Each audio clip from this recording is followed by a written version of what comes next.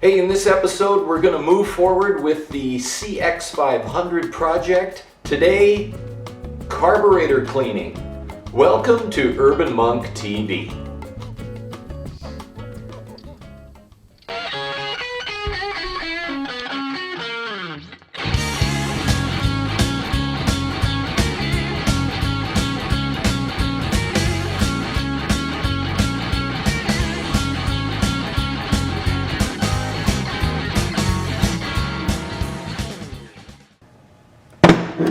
Okay, CX500 carburetors, let's dive in. But first, real quick, those of you interested in buying my book, Creating Mr. Corton, it is available on urbanmonktv.com, and I'm happy to announce that I am now accepting cryptocurrencies, including Bitcoin and Ether and a bunch of the others, for the purchase of this book. But you do need to contact me directly through the website in order to arrange for that.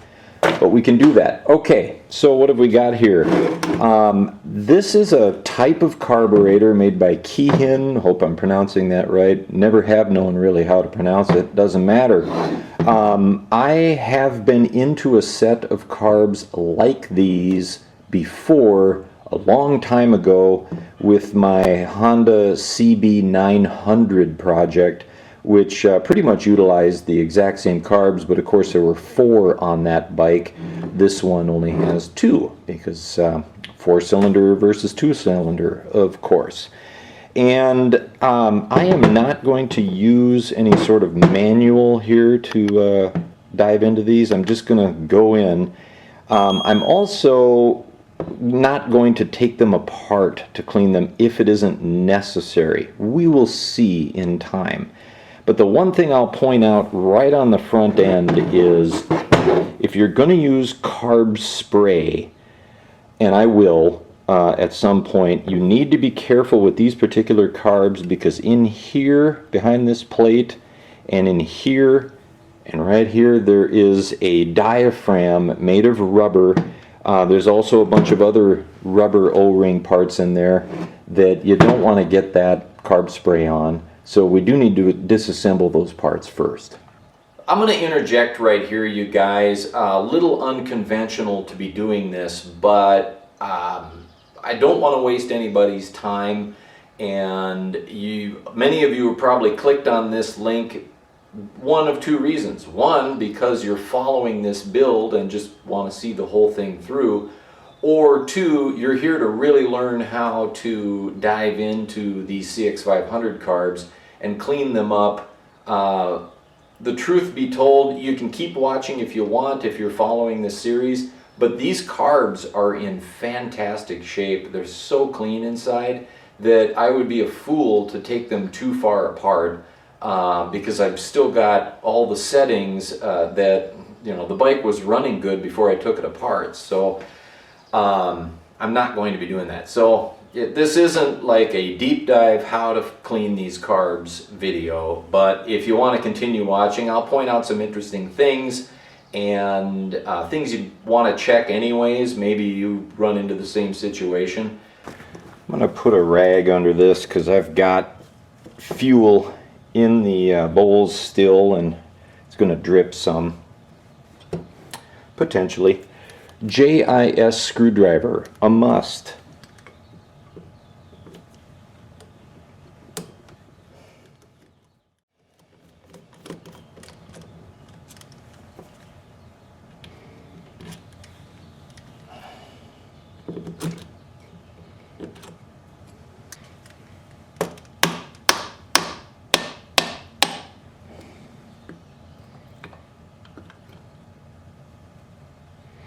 Ooh, not too bad in here.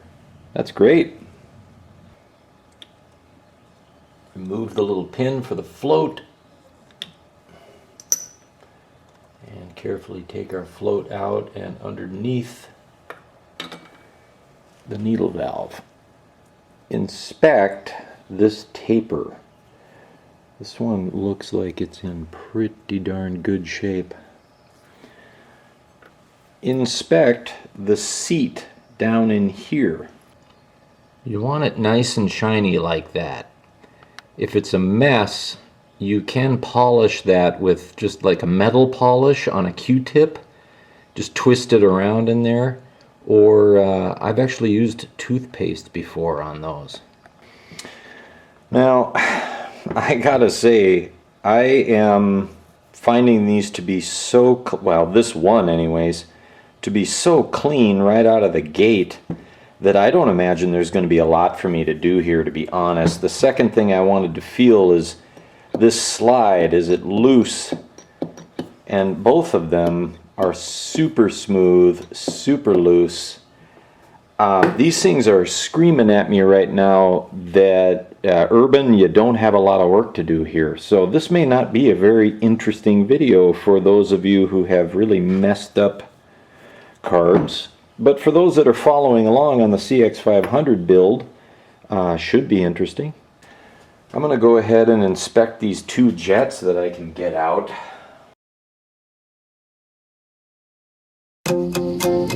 If you like motorcycles, custom builds, or just like a good story about a man's 3-year effort to build a tribute to his childhood teacher, get a copy of Creating Mr. Corton. In it, you'll learn how this man changed this man for the better. How this man took this and built this. How these guys became lifelong friends and enthusiasts of motorcycling and craftsmanship. And how the name Urban Monk originated. It's available from Amazon anywhere in the world that Amazon ships, in both paperback and ebook, or you can purchase through a link found on urbanmonktv.com.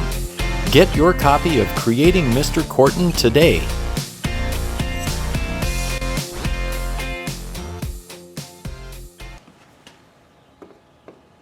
You want a screwdriver that fits these really well.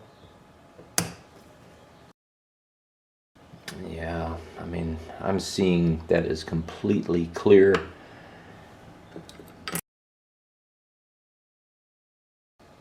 That too is super clear.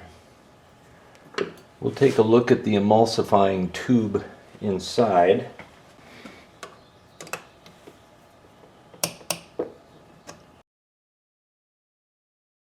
What I'm interested in here are the holes along the sides of the emulsifier and whether or not they are clear, you know, with light through them. No, that's a little bright.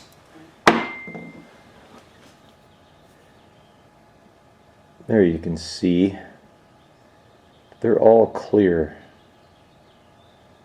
There's a little bit of crud on here, but these need to be absolutely clean. These pretty much absolutely are. So then a guy might be tempted to start spraying carb cleaner down in here. Don't, because the passages will take that carb cleaner to the rubber diaphragm and the rubber O-rings, and it'll degrade them and harm them. Don't do it. Honestly, I'm putting this back together. This is not going to be the most interesting video I've ever made. But I just don't see a point in doing work where it's just not worth causing more harm than good. So, honestly, if I go taking these apart too much, what I got to take into account is I know how this bike was running before I took it apart. I actually rode this bike. And, you know, this air screw is set probably to the factory setting. So is this one. If I mess with that, I'm going to have to recalibrate everything later on the bike. And if these were a mess, I'd say, sure, let's dive in to do all of that. But it's not. It's really clean. Let's check out the other side.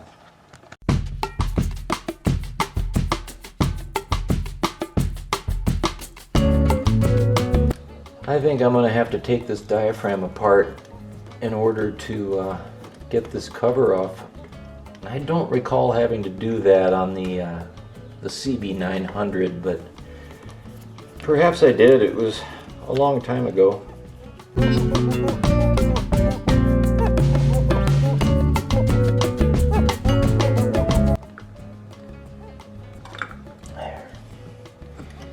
Now I should be able to sneak it out. This one again is pretty clean. Let me get that old fuel out of there. And I'm trying not to lose that O-ring.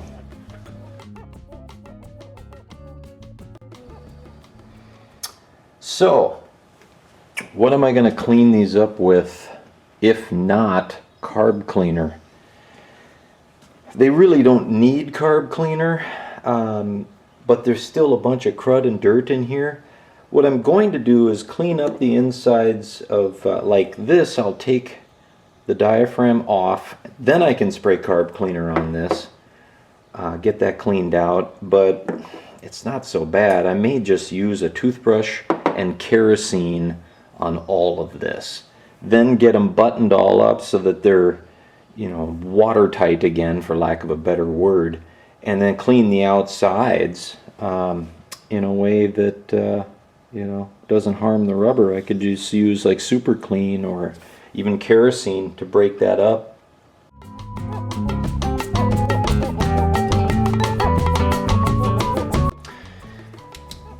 Everything looks really good here. The other thing you might want to do is just feel the spring in here. That should bounce right back. It does in this case. I'm just amazed at how clean all of these parts are. Lucky me. You know, they don't all have to be a lot of work. Alright, so what can I point out while I'm in here? Yes, checking those emulsifying tubes is a good idea.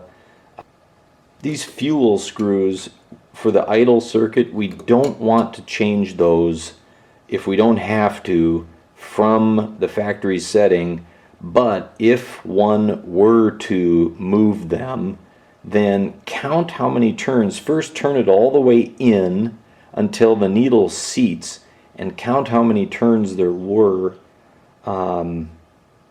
I'm going to go ahead and trust that everything looks clean inside of these because everything looks clean everywhere else in these cars.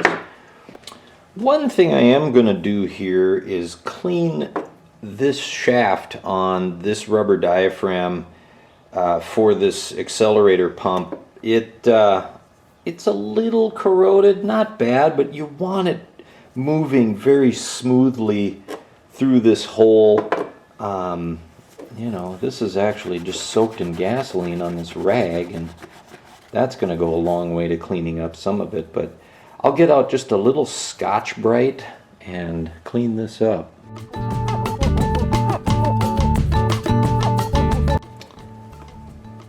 Much smoother.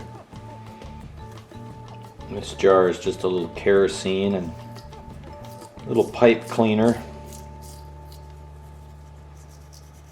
Outside doesn't matter that much, but kerosene will not harm these rubber parts. Another thing I will mention is little rubber parts like this that are pliable. This diaphragm, if you have one of these that's in pretty good shape and you just want to kind of rejuvenate the rubber, I have soaked these like overnight in glycerin. Let me show you that. You can get this at the drugstore. It's, you know, USP, it's like a food grade glycerin, but I'll soak rubber parts like these diaphragms in this stuff to give them a little bit of a new life. The other thing I will say about these emulsion tubes is if you do want to clean out the holes, or at least be sure, just use some guitar string. Pretty simple. You can run it all the way through the jet. And of course, a part like this can be sprayed with carb cleaner because there's no rubber parts here. You know, if it's out of the carb body. You don't always have a lot of work to do, and You know, with carburetors, especially if you were already riding the bike before, if it was running halfway decent,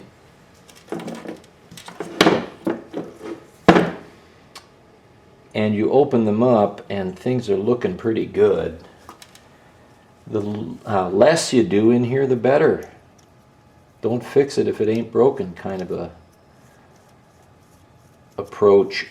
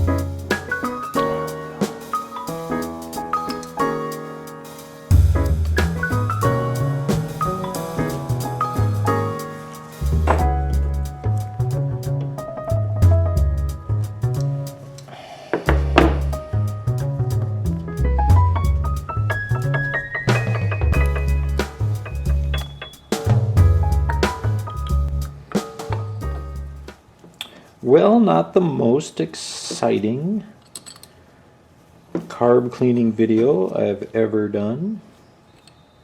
You can look at my GS550. I've got a very in-depth one with those. They're different carbs though than those are Mikuni. And they are a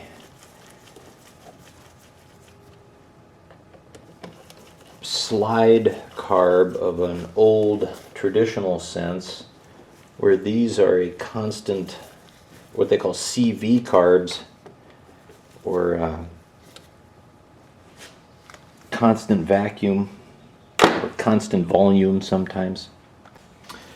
So I'm going to clean the outside of these carbs. Now I've got them all put back together and sealed up with kerosene. But what I don't want to do is dislodge all of this dirt and then somehow work it into the inside of the carburetors, or, you know, these little air passages like this eventually lead to the idle circuit, or into these tiny little holes on the other side where fuel goes. So I'm just going to do something kind of strange that I dreamt up here, and cover up all the openings with some rubber gloves so that the inside of the carbs are kind of sealed, you know, at least from large debris, with some rubber gloves and a zip tie. And I'll have to work around the rubber, but better that than clogging up the inside.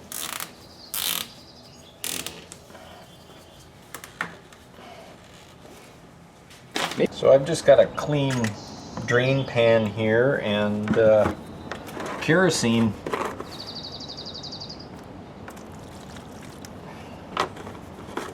Great grease cutter. And a toothbrush.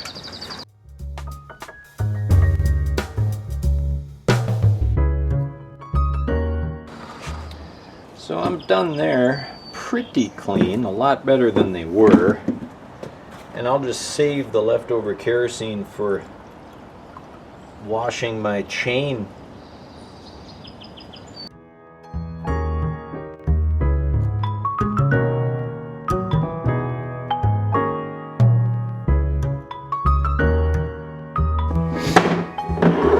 Okay, better.